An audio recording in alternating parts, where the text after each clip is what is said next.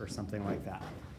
So we were talking about these figures, and these figures basically relate to tetrodotoxin concentration to how many of the sodium channels in the frog egg are actually being blocked relative to the total number of channels that are there. And so if you're a high value, it means that most of the sodium channels are unblocked. As you increase the tetrodotoxin concentration, the number of channels that are blocked goes up, which means that the current that is produced goes down. And so at higher levels of tetrodotoxin, the tetrodotoxin is having more of a negative effect on the ability of the sodium channels to let sodium through. And we talked about the differences between Bear Lake versus Warrenton versus Benton versus Willow Creek. Willow Creek being the most resistant snake population to tetrodotoxin.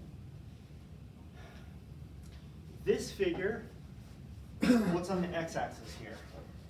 Skeletal muscles. Skeletal muscles. So remember that they used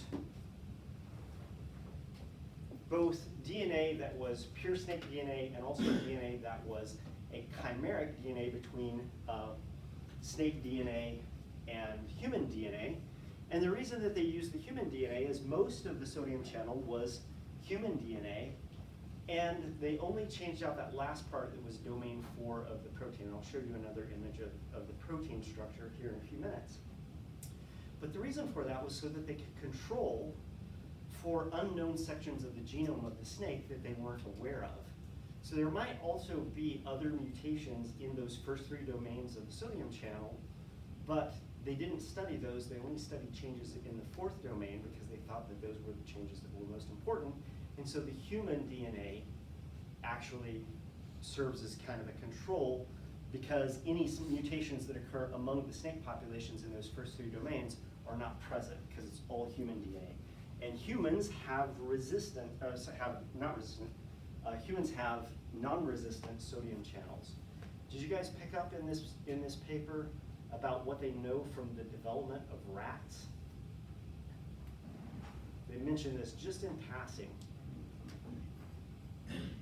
When rats are fetuses, if you take a fetal rat out of a female rat that's gestating the rats, what are their sodium channels like?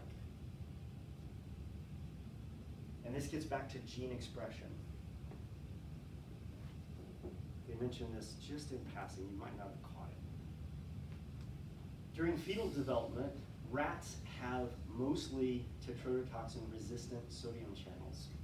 As they go through development, early development, their body basically weeds out those tetrodotoxin-resistant sodium channels and replaces them with tetrodotoxin-sensitive sodium channels. So they possess the genes for producing both types of sodium channels, but over development, gene expression to produce the resistant sodium channel goes down, while expression to produce the sensitive sodium channel goes up. Do any of you remember the analogy that we talked about in the small groups about a similar change in gene expression in humans for a protein that's important? A couple of the groups we brought this up. A gene that's expressed in the young of humans, and then in most humans, it's not expressed in adulthood. When you drink the milk, right? You're talking about milk, something about milk. Yeah. Typical that you have a change in expression of a certain gene, right, over the course of development. Yeah, and it works with lactase, which digests lactose in milk. Same thing happens with growth hormone. You produce growth hormone at much higher levels when you're growing, and that tapers off after you have reached maturity. Hair color too. So I was blonde when I was really young, and then now I have brown hair. I don't know about the And then my genes. brother was blonde too, and Well, I was blonde also, and now you can see what I am. but it's a lot of people in my family were blonde when they were I don't know young. if that's a gene expression thing or not. I'd have to look that up. Yeah, there's pigments involved there. I'm not sure. I have to look into that.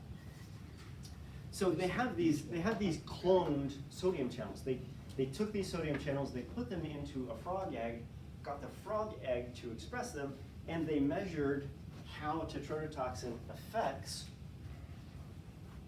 sodium channel function in these clone channels, but then they also compared that to what they've measured in full skeletal muscle. Not cloned channels that were all snake DNA, but actual skeletal muscle in snakes.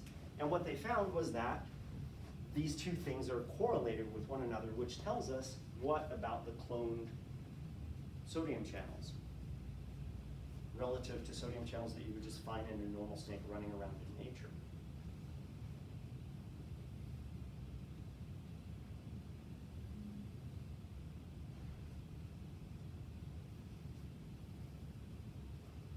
Is the clone channel telling you something different than what the whole snake performance is, or is it telling you the same thing? The same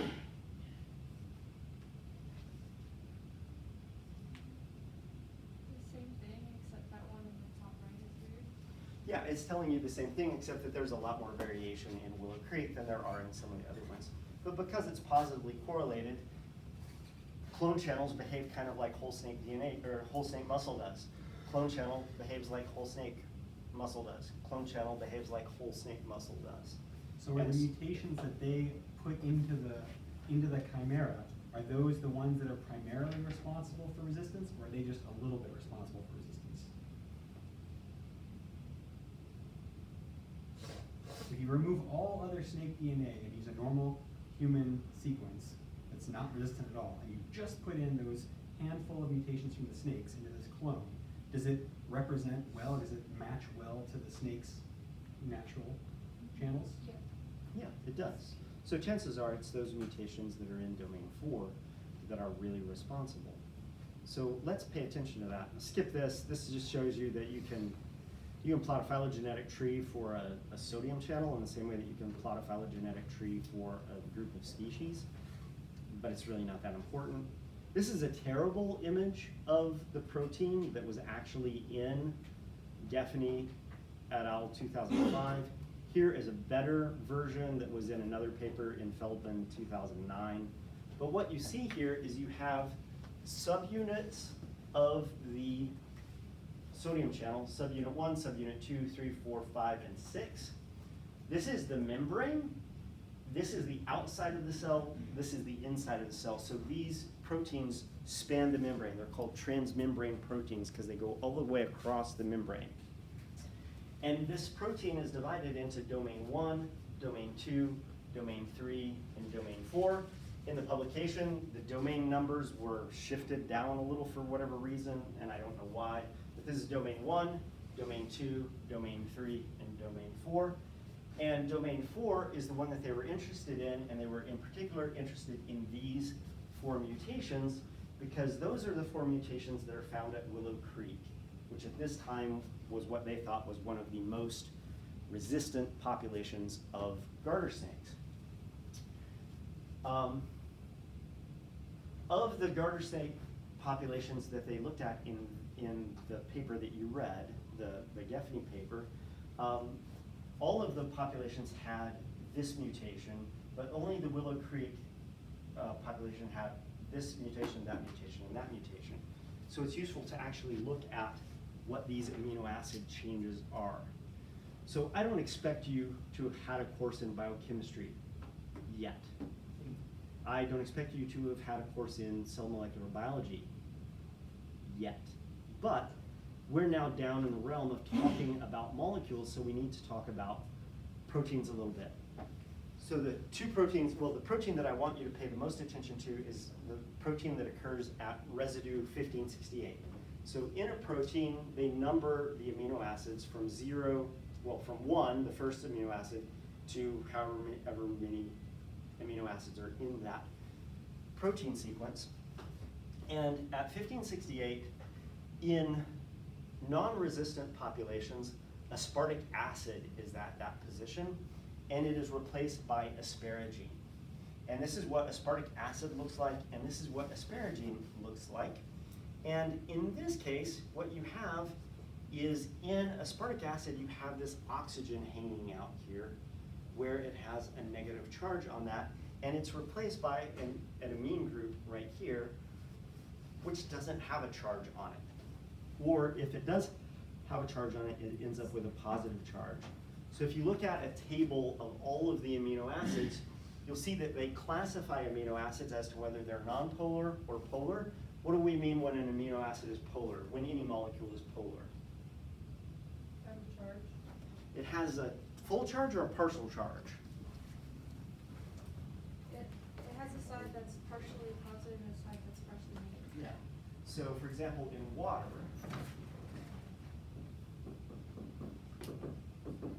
oxygen is what we call an electromagnetic atom, which means that it pulls electron density towards it.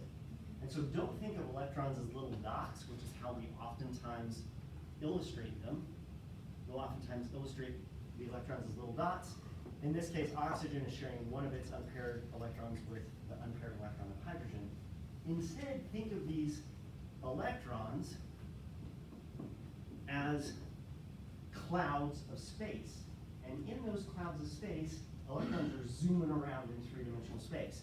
So there are 1, 2, 3, 4, 5, 6. There are 6 electrons in oxygen, and these electrons are zooming around in space. And so you can think of this electron cloud. There's an electron on hydrogen, and it's zooming around in space. And there's an electron on this hydrogen, and it's zooming around randomly in space. When oxygen hooks up with hydrogen, though, oxygen is one of these atoms that tends to pull electron density towards itself. What that means for oxygen is that this electron that is zooming around hydrogen isn't zooming around hydrogen over here, it's zooming around hydrogen over here. It's being pulled away from hydrogen. This electron that is zooming around hydrogen here isn't zooming around the core of hydrogen, the nucleus of hydrogen, it's zooming around hydrogen closer to oxygen. That means that this hydrogen is less negative than it was because it's losing its electron density to oxygen, and oxygen is more negative than it was when hydrogen is not there because it's pulling hydrogen's electrons towards it. It's not a full charge like we see with sodium chloride, it's a partial charge. What this means is that in this molecule we have a partially positive hydrogen, a partially positive hydrogen, and a partially negative oxygen. This is what it means to be a polar molecule. It has poles to the molecule. Part of the molecule is positively charged slightly, part of the molecule is negatively charged. This is also what happens when you have hydroxyl groups, OH groups that hang off of other molecules. OH groups also are partially negative with the oxygen and partially positive with the hydrogen. But oxygen is a way bigger molecule, or a way bigger atom than hydrogen is. Hydrogen is tiny, oxygen is substantially bigger. So when we have this change from aspartic acid to asparagine, we're basically going from either a polar molecule or a negatively charged molecule to a positively charged molecule from this NH2 right here. If you imagine in that case, the N is pulling some of those electrons from the hydrogens, exposing those protons to a thinner cloud of electrons, making it seem more positive, more close to neutral. And in some cases, there's just an extra hydrogen sticking on there, which gives it a full positive charge. It's not showing that here for whatever Trevor has reason. a question. Yeah, You Trevor. said polar to negative or polar to positive? Polar means it's going to have partial positive and partial negative. Oh, so it goes what into what to what? Well, it's going from polar, which is not a full charge, or a full charge that is negative, to a full charge that is positive. Okay. You can see the little negative on that single bonded oxygen on the lower two. Oh yeah, So right that's here. the exposed kind of negativeness, and then the NH2 doesn't have a negative, so It doesn't it's have a negative. more neutral or more positive. Yeah. And sometimes, like I said, it actually picks up an extra hydrogen. This is what tetrodotoxin looks like. What do you notice about tetrodotoxin relative to this conversation about electronegativity? It's polar. It's polar. In what way? It has a positively charged ammonia. So it's got a positively charged amine group here. It's got a negatively charged oxygen. But actually, when this comes into contact with the nerve cell, with the sodium channel, it doesn't interact with either of these two parts. You know where it interacts with? they've done docking studies to study how this molecule interacts with the sodium channel. What part, if you had to guess, goes in and stops up like a cork, stops up the sodium channel? The opposite. It's this ring structure at the bottom. What do we have all around that ring structure at the bottom? We have hydroxyl, hydroxyl, hydroxyl, hydroxyl. A big partial negative oxygen and little partial negative or partial positive hydrogens, but there's only one partial negative or partial positive hydrogen for each oxygen, which basically gives this overall molecule kind of a negative nature to it because those oxygen atoms are big and there are as many of them as there are hydrogen atoms going around the bottom part of this molecule. So if we take a negatively charged aspartic acid and convert it into a positively charged asparagine, which is what we're doing here, negatively charged aspartic acid and changing it into a positively charged asparagine, this negative charge here, wait, no, I'm doing this exactly the opposite way. It's the hydrogens, right? It's the hydrogens that matter. Yeah. Just go back one, and that should be okay. Go back to here, partial negative with a partial positive hydrogen, partial positive hydrogen, partial positive hydrogen. These are actually further away from the molecule because they're attached to the oxygen, which is attached to the ring. Let's do it this way.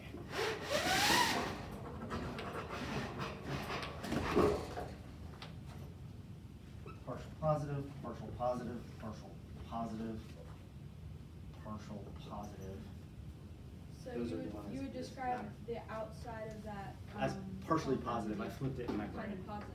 Yes. Yeah, because those oxygens are pulling the electrons away from the hydrogen, kind of exposing those protons a little bit, So giving you this that sense of a partial center is positive. negative. Yeah, and the better way of drawing this is these oxygens are actually connected to a hydrogen, so these hydrogens are actually out further away from the core of this molecule. So we have this positive nature to tetrodotoxin, so that when we go from sensitive sodium channels that have a negatively charged amino acid at that residue, the negative charge of that amino acid hooks up with the partial positive charges of tetrodotoxin and allows tetrodotoxin to bond. When you change that negatively charged amino acid to a positively charged, the positive charges of the amino acid basically repel the partial positive charges of tetrodotoxin. So the reason that snakes are not resistant to tetrodotoxin is because it allows tetrodotoxin to bind effectively because you have aspartic acid, and when you have resistance to tetrodotoxin, it's because you've replaced that aspartic acid with asparagine, which has positive charges which repel the partial positive charges of tetrodotoxin, preventing it from binding, plugging up the hole, and preventing it from preventing sodium ions to come in. It just drifts right by It instead. just drifts right by. It doesn't get an anchor. It doesn't have the anchor of that charge. Yeah, question? So is this like the amino acid groups on the gated channel, or is it on the channel, or is it? Yeah, it's Okay. on, yep. Let's go back. It's not only on the channel, but it's on the outside of the channel. So then it gets blocked. So tetrodotoxin is coming in here. When asparagine is there, there's positivity facing positivity, tetrodotoxin goes away. Mhm. If it's aspartic acid there, there's negativity facing positivity, and it binds. And the sodium. And it plugs up that channel. Sometimes that region is called the vestibule. It's like if you're on your way into the channel, that first thing you go through, how many of you have a vestibule on your tanks if you go camping? You guys know what vestibules are? Is it like a tarp? It's like the thing that covers the entrance. You gotta go in there first. Oh, yeah. And then you go through. So that's the reason, that's how tetrodotoxin works. You It go binds, camping anymore. it binds, you have to go camping to understand that, right? It binds to the sodium channel in sensitive ones, and it doesn't bind to the sodium channel in resistant ones, and it's all about the charge on the individual amino acids. So let's look at the mutation that leads to this. This is asparagine. It's a guanine adenine uracil or guanine adenine cytosine codes for that. And when you change to aspartic acid, it's adenine, adenine uracil, adenine, adenine cytosine. The only thing that changes is the first nucleotide in the gene. Not only that, you're changing out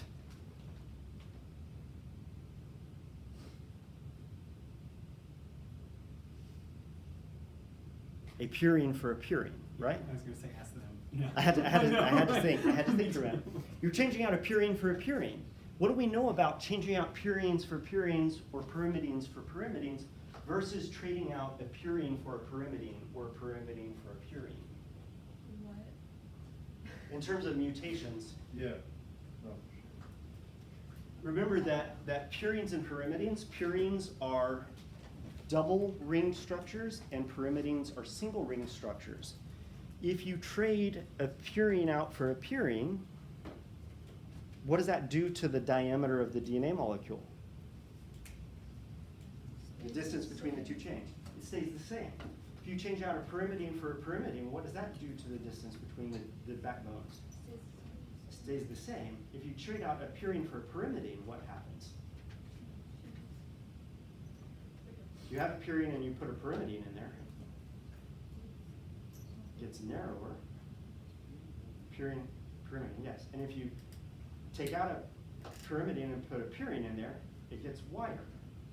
Cells are much better at catching those kinds of mistakes than when you trade out a purine for a purine. Double ring structure for double ring structure, or single ring structure traded out for another single ring structure. Doesn't change the diameter of the DNA. Cells actually check their DNA, and one of the things that they check for is they check to make sure that their DNA is the same distance apart. The two strands are the same distance apart. So this is what's called a transition mutation. Transition mutations are when you substitute a purine for a purine or a pyrimidine for a pyrimidine. Because cells are less good at catching those mutations, these types of mutations make up 2/3 of all of the single nucleotide polymorphisms that are known. So this is a really easy mutation to accomplish. Change one nucleotide and you go from being not resistant at all to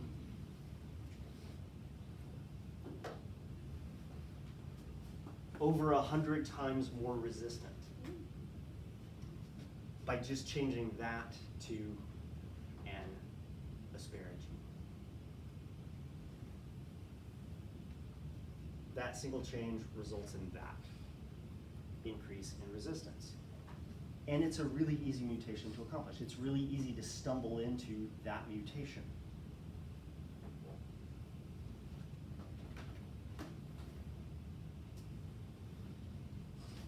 You guys understand that idea?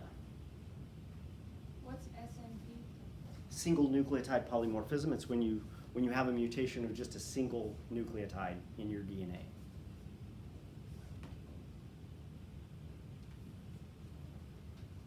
Yeah, there we go. Any questions? clarification questions? Just loaded a bunch of cell molecular biology.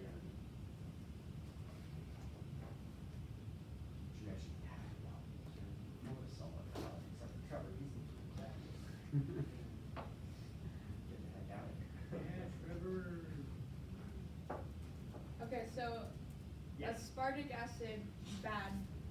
Asparagine, good. Well, aspartic acid bad if your plan is to eat toxic newts and the toxin is tetrodotoxin. Yeah. If you're eating another type of newt that produces a different type of toxin, then asparagine at this particular spot might not have anything to do with anything. Well, in this case. But in this case, yes. Asparagine, just rather than saying good and bad, because now you're placing value judgments on sodium channels, which seems weird.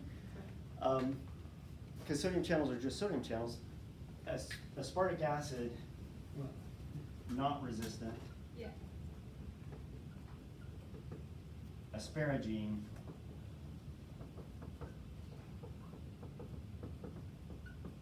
at least 100 times more resistant, greater than 100 times more resistant.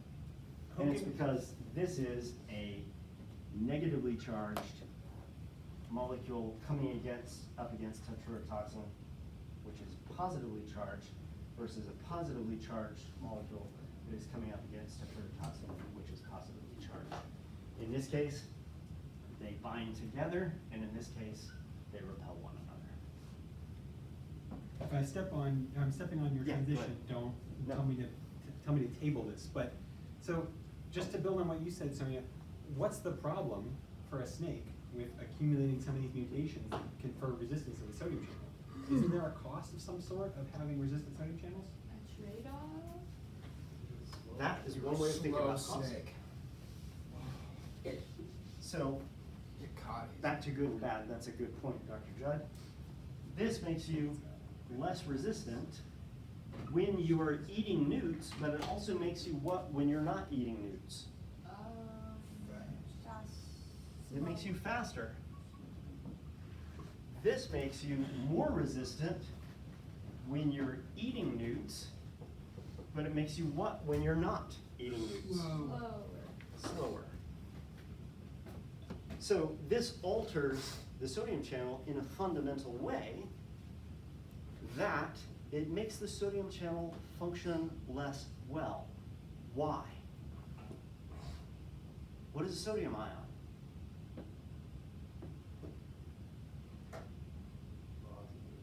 What?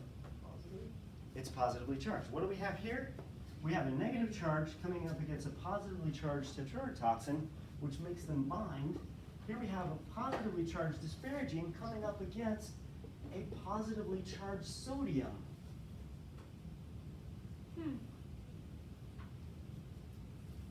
What's that about, Sonia? So I could see how that could be a problem. So a resistant sodium channel functions better when it's being challenged by tetrodotoxin, but that same thing that makes it better when it's challenged by tetrodotoxin makes it worse when it's just trying to interact with sodium, which is the very thing that it's supposed to be interacting with.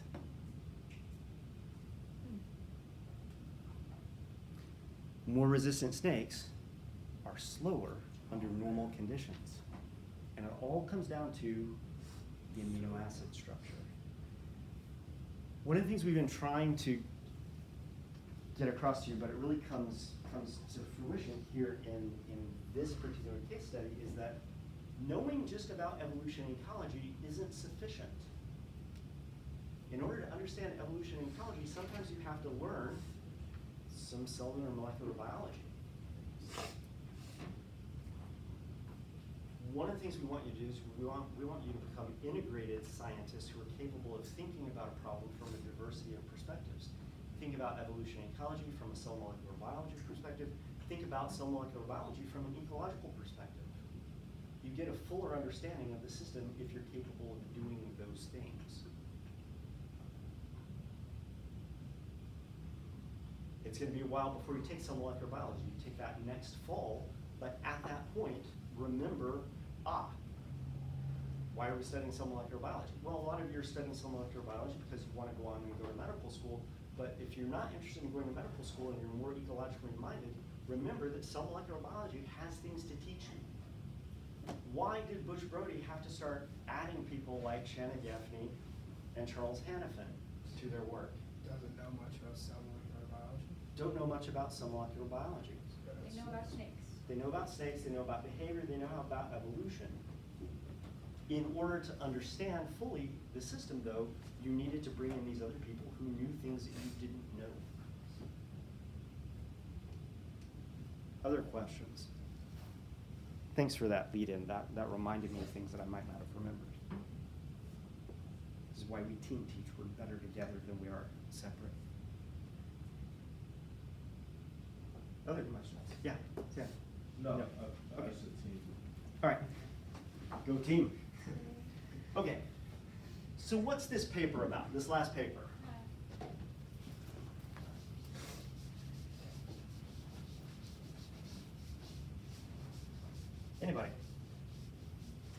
it refers back to the mosaic, what's it called? The geographic mosaic Geographic of mosaic. coevolution, yeah. Uh-huh. What is that about? You could erase it. No, I'm keeping him up there. He's so charming. Something about him was just so handsome, huh? So what does the geographic mosaic of coevolution say?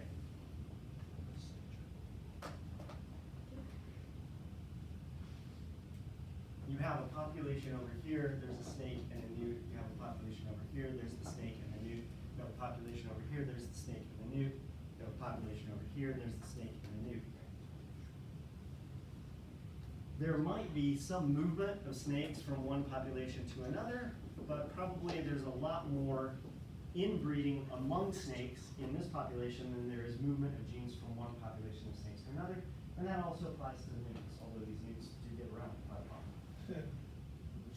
What does the geographic mosaic of coevolution say?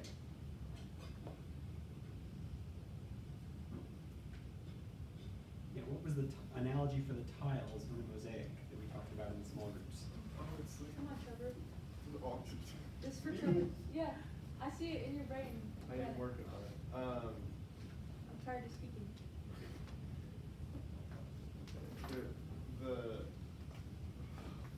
The populations will stay with each other, and then like when you zoom out, you'll have like the big picture of all of it together. But the tiles are in their own separate population. So if a snake, if a snake in this population stumbles into one of these mutations that imparts resistance, we now have a resistant snake. And it might not be a super resistant snake, it might just be a slightly resistant snake. What is that going to do to the newts in that area?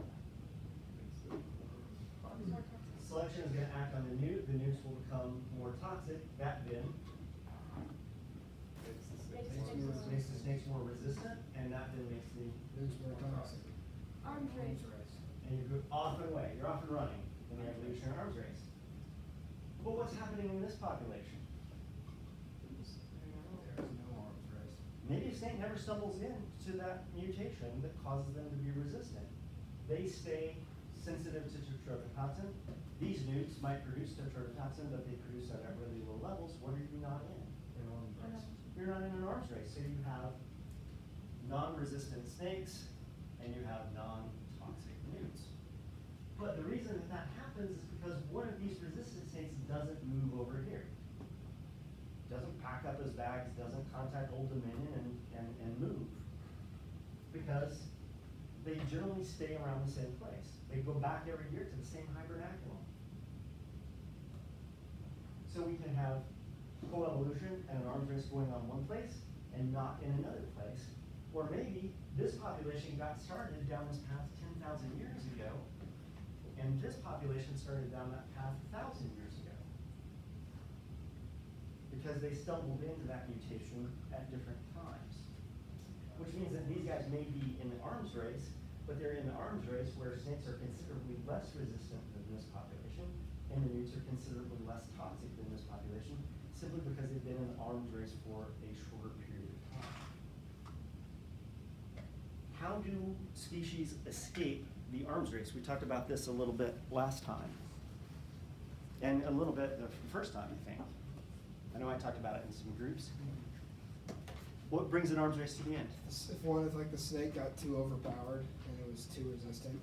So if the snake runs out of genetic variation for resistance, then they can't evolve any more resistant, and if there's selection on the newt because of that level of resistance, and the newts do have genetic variation, they can win the race in a sense by becoming more toxic than the most resistant snake, and then all the snakes in that population will die because they've run out of genetic variation. It's another way that it can end. If the snakes get too slow and then they get preyed upon. Okay, so you could have a situation where the trade-off begins to kick in. You're so resistant that under normal conditions it makes you so slow that you begin to die not because you're eating toxic newts, but because you're being killed by predators. And so that could bring the arms race to an end. The chances are all that would really do is slow it down. So that selection acting on resistance is being counteracted by selection acting on speed. That's the nature of these genetic correlations. It can reverse the direction of evolution, but it can also, in many cases, just slow it down. Those consequences of genetic correlations that we went through when we talked about quantitative genetics. Another way in which this can come to an end, we talked about the snakes running out of genetic variation. Newts. The newts. Newts could run out of genetic variation such that, go ahead. Snakes become too resistant. Snakes become super resistant, they're capable of eating all of the newts. What's the consequence of that for the snakes in the end, though? They run out of food. They run out of food. They go extinct because they ate all of their resource.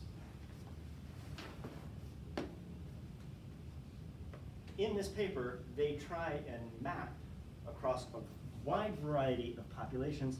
They try and map snake resistance and newt toxicity. And they're interested in the geographic mosaic of coevolution. Generally speaking, when you find resistant snakes, what should you find? Resistant, Or toxic toxic newts. newts. When you find non-resistant snakes, what should you find? Non-toxic newts. So there should be this lockstep evolution, this coevolutionary system where as one species changes, the other species changes in lockstep with it.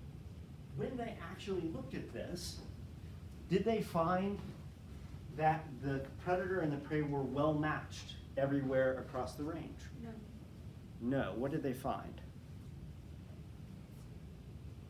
a lot of mismatch. They found a decent amount of mismatch. There was also plenty of match, but then there's mismatch. The squares are predator resistance, the circles are newt toxicity. In every case where there is a mismatch, though, what's the main direction of the mismatch? Cooler colors are low resistance and low toxicity. Hotter colors are higher resistance and higher toxicity. When we look at the mismatch in this figure, what do we find?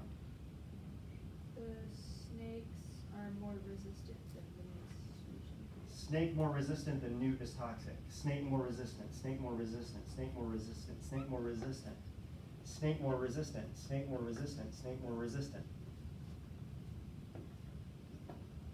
Snake more resistant. Although in both cases, these snakes are not very resistant and these newts are not very toxic, which is also the case here. Why, in every case, do the snakes end up being more resistant than the newts are toxic? Now that you know something about the molecular biology of this system.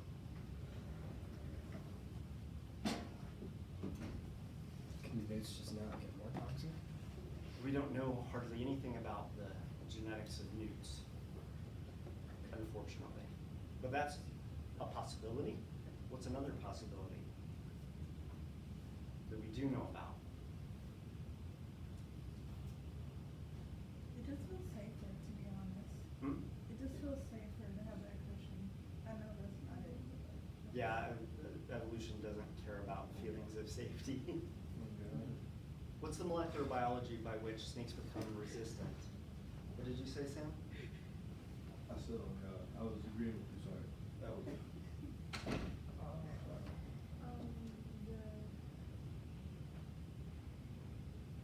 The amino acid that makes the sodium channel change.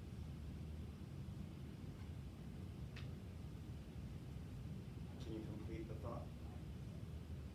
From aspartic acid to asparagine. So going from aspartic acid to asparagine, is that an easy change or a hard change from the standpoint of the DNA? Easy. It's an easy change. It's a single nucleotide difference. Can you guys think of any other conditions that are single nucleotide differences? Well-known condition in humans, especially humans in sub-Saharan Africa. Blood disorder. Oh, sickle cell. Sickle cell anemia is a single nucleotide polymorphism. As a result, it causes your hemoglobin to not form correctly. It leads to the sickling of your cells. You're more likely to survive malaria, but the unfortunate thing is you don't function so well under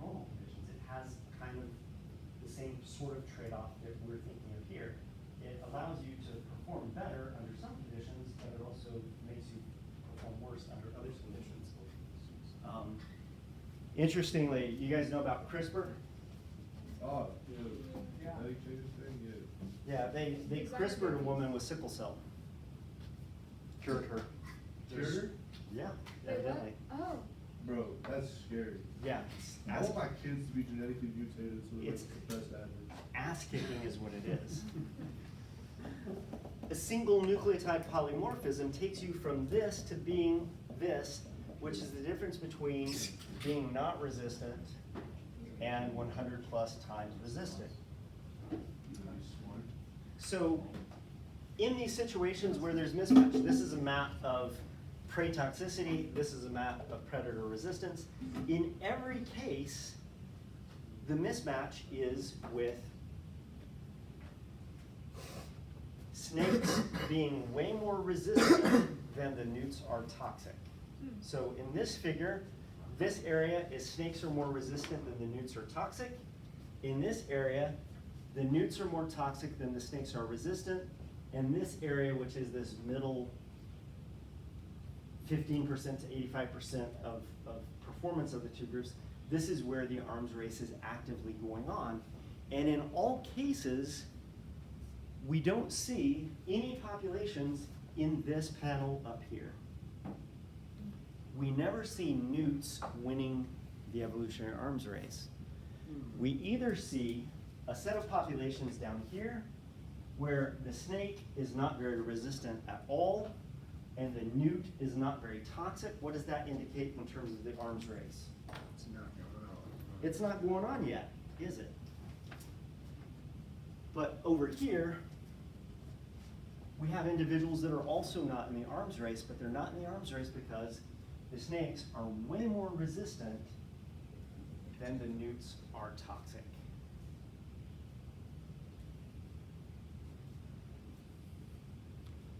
And it all goes back to the molecular genetics now of the system.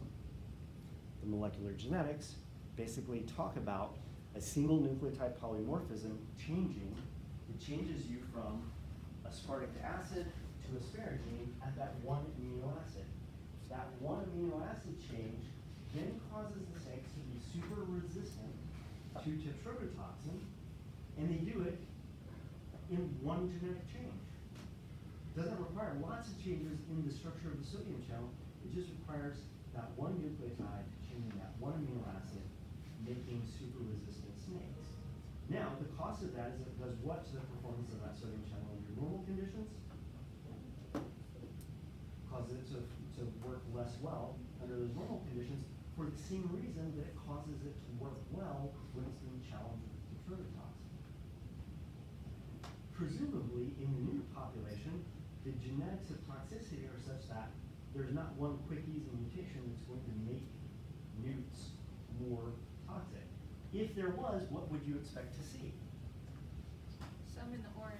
You would expect to see some combinations in the orange where the newt is beating the snake.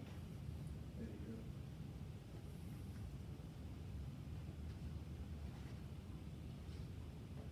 There are lots of details in this paper that we could go into, but this is the crux of it. How do they measure snake resistance in this paper? What's that, Nick? I was gonna ask you to hit that when we were doing the correlation figure. Oh, I am gonna hit that. I'm hitting it now. How'd they test snake resistance in this case?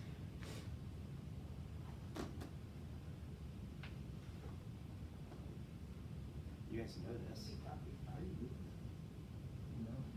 You know it, though. You don't need to look at anything. They just stared at me.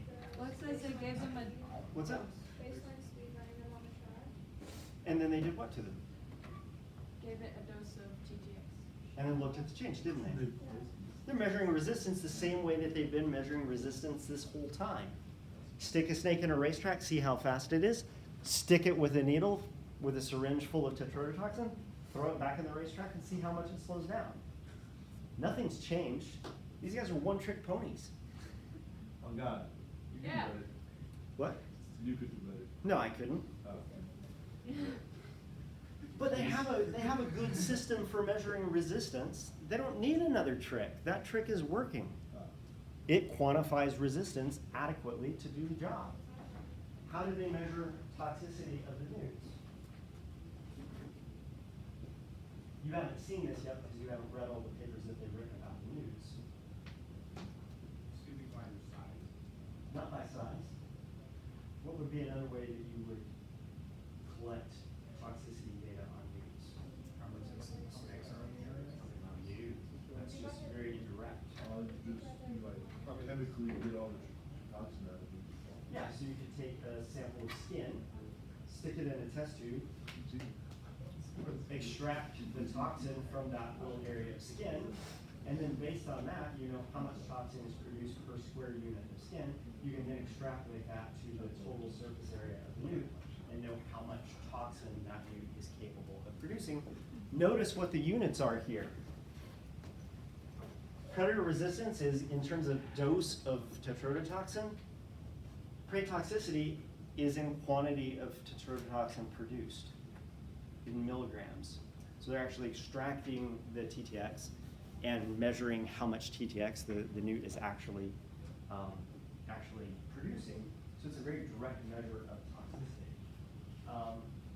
And what they find when they do this is that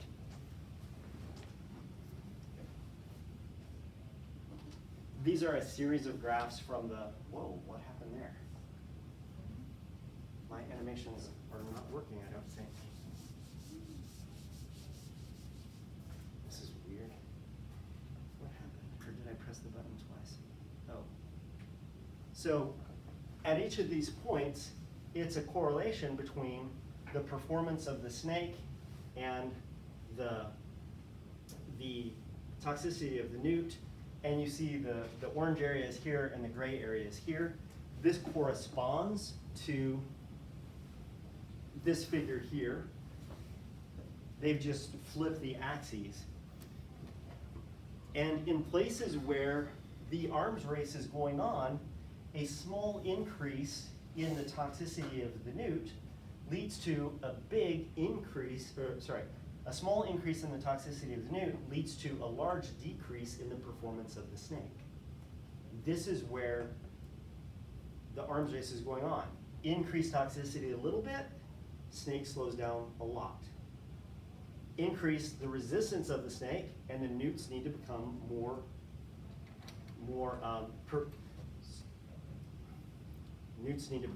resistant. Over here, you can increase the toxicity of the newts a lot. What does that do to snake performance? It doesn't change it at all, does it? So here, if you increase newt toxicity, snake performance isn't affected. You cross this line and all of a sudden increase newt toxicity a little bit, snake performance starts to decline. When you get out here, if you increase newt toxicity, snake performance will also not be changed very much because basically the snakes are really suffering at this point. But guess what you don't find in that area? Any data? You don't find any data because there are no newts in this range of toxicity. So snakes have acquired a lot of resistance while newts have not been able to acquire as much toxicity. And it probably all goes back to the underlying genetics of the system. So all of these places where this mismatch is found are all these places where increasing newt toxicity does not do anything to snake performance because they are super resistant snakes.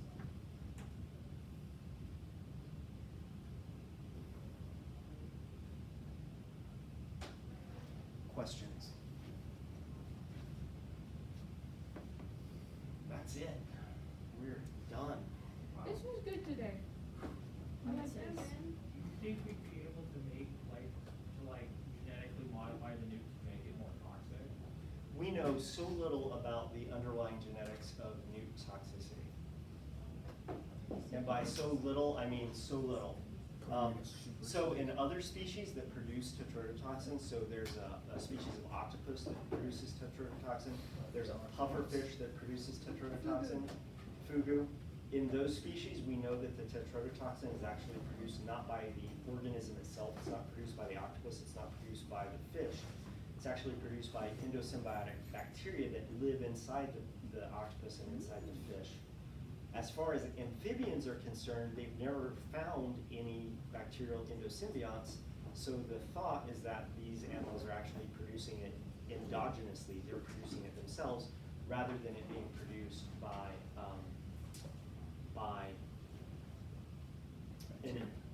bacterium. So in theory, you might be able to go and sequence, for example, the nuke genome if you were really interested in this. But the problem with tetrodotoxin is it's not a protein. So tetrodotoxin production isn't encoded by a gene directly because it's not a protein product. A lot of toxins, like snake venoms and things like this, are protein products. And you can actually find the genes that are responsible for producing snake venoms. But in this case, tetrodotoxin isn't a protein.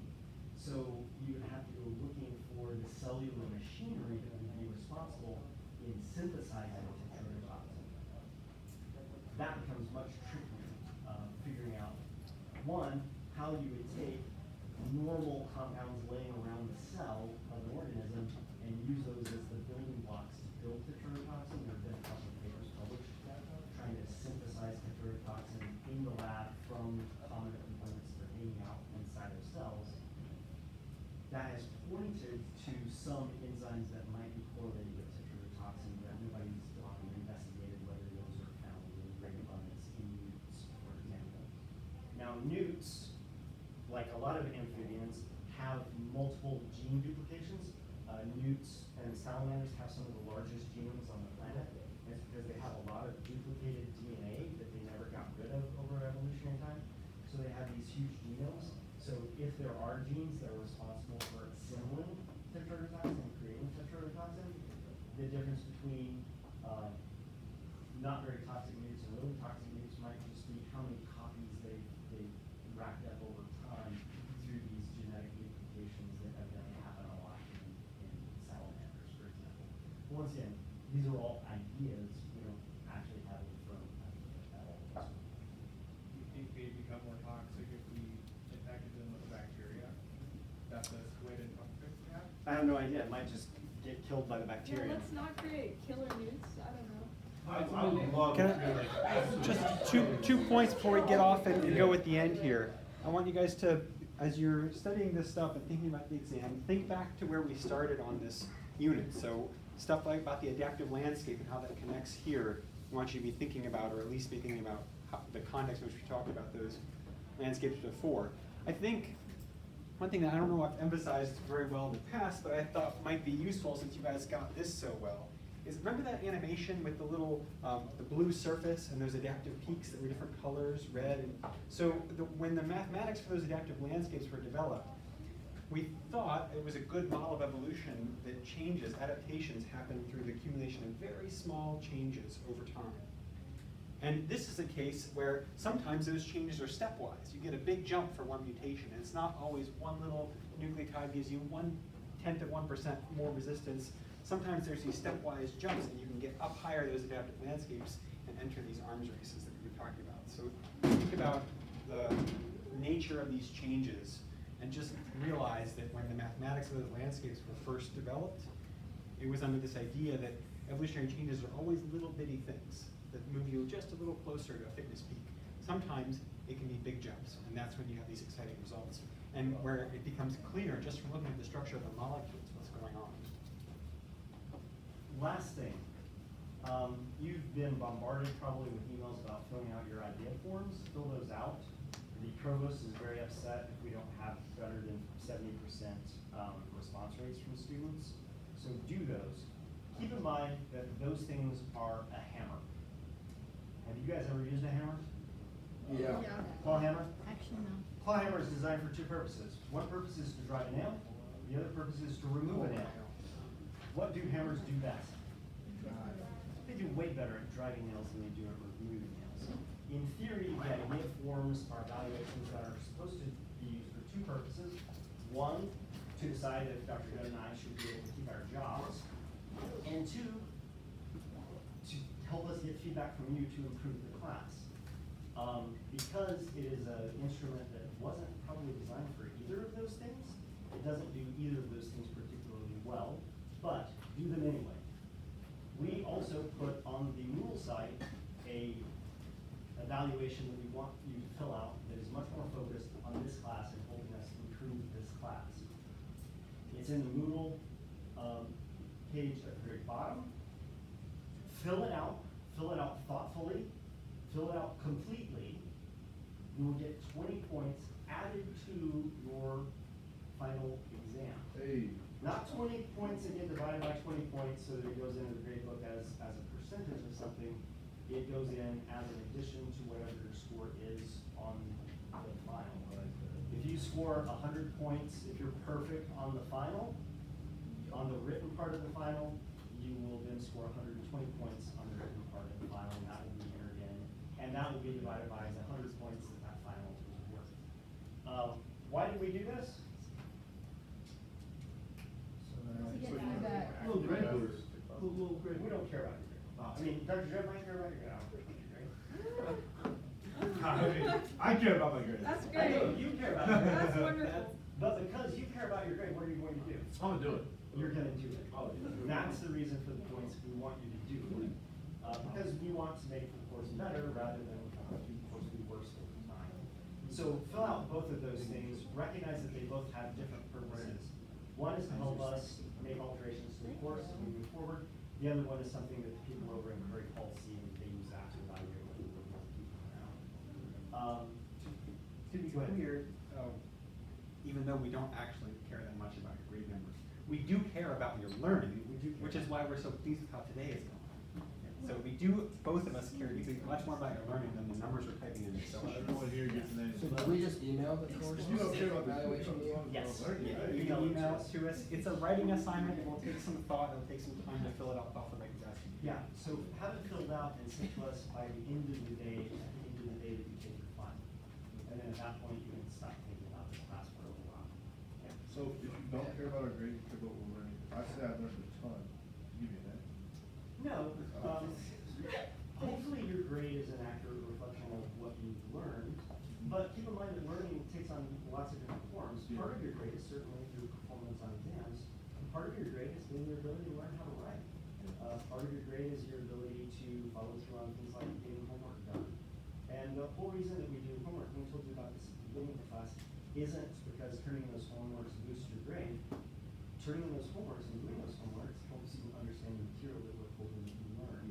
We have a variety of different ways of assessing you in this class. We assess you on the basis of your oral presentation and how well you demonstrated your understanding of your project from lab, because that's another form of learning. In the course evaluation that is on the Moodle site, it actually asks you to comment about every one of the learning goals in the course, so you can reflect back on, okay, learning to read graphs is one of the goals of this class. Have you progressed in your ability to do that or not? What did we do that helped you with that? What did we do that didn't help you with that? What could we do better to help students in the future with that particular class? Yeah. What about our lit summaries? Lit summaries, I'm still grading them, because I've gotten a paper from my college and food class, I've gotten your lab reports, I've got the lit summaries, they all came in and sometimes just I'll send you out emails for when I have this thing ready for you, and you just drop by the office. I have a question. Do you think we'll know like what our final grade stands at before going into the final exam? Gosh, I hope we'll have a pretty good idea. Okay.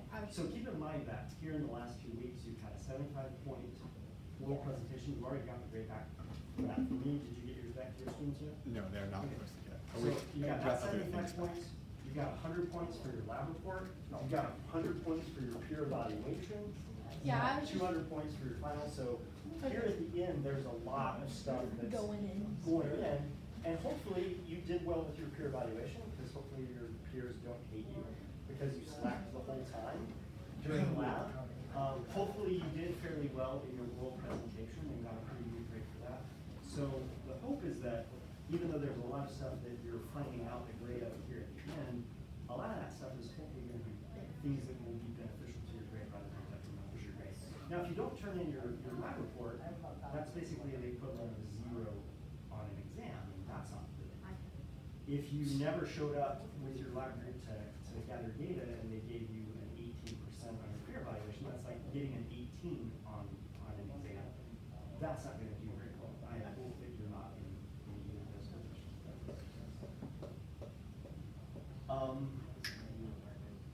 Exam is in 2 parts. So bring your computers, bring your iPads with you.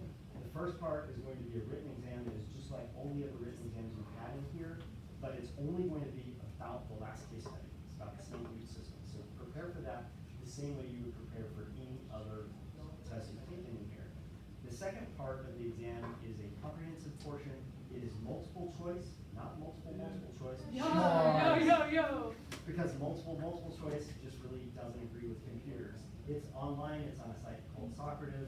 We will put the web link for that on your written exam. As soon as you're finished taking your written exam, my advice would be don't turn in your written exam until after you're taking the Socrative exam. If you're having trouble with something on the written exam, there may be something in the Socrative exam that jogs your memory, so you go back to the written exam. But by the end of that 2 hours, you should have taken a written exam and submitted a Socrative exam, and those 2 exams make it your final. Any idea how many questions is It's 50 questions. Each question is worth 2 points. And it covers everything from the beginning of the semester to the end of the semester. So there's no short answer comprehensive questions? On the written stuff about, not on the comprehensive. Okay, no comprehensive. No, it's done on a computer, it's graded on a computer. Can we get this real easy? I can set it up so that you get the score after you submit. That'd be tough. I can mentally prepare myself, right? No, I'm ready. All right, any other questions? All right, for the next week, listen to this. This is also important. Sleep. Eat. Sleep and eat. If you're not sleeping and you're not fueling yourself adequately, you're not going to have a very good finals week. Sleep and eat. Sleep and eat, yes.